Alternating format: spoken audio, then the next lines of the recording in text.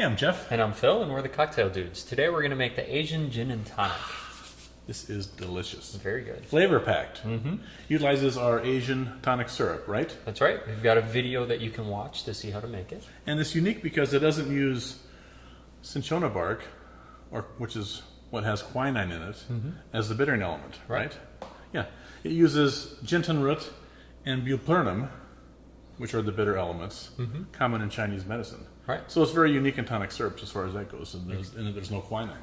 But it gives you a nice, broad, rich, deep, long-lasting bitter element. Right. Yep. So you mix that with your favorite gin and club soda, and you have one fantastic cocktail. All right, let's begin. Let's make it. We're going to put the gin and the club soda into our mixing glass. Thank you. Starting with 2 ounces of gin.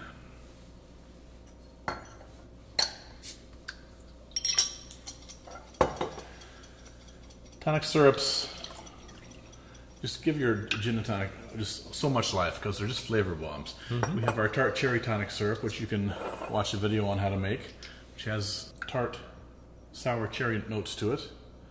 Our grapefruit tonic syrup, which is similar but with more grapefruit rinds, grapefruit elements.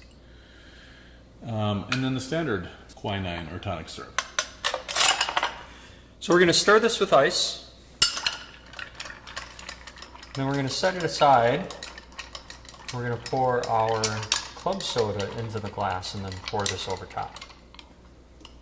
Now if you're like Phil and I, 3 ounces of club soda. You keep your gin in the freezer, your tonic syrup, and your club soda in the refrigerator, then you don't need to really stir it with ice.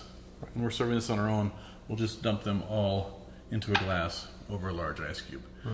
But if your gin is on the counter, then you'll need to chill it by stirring it with ice as we've done here.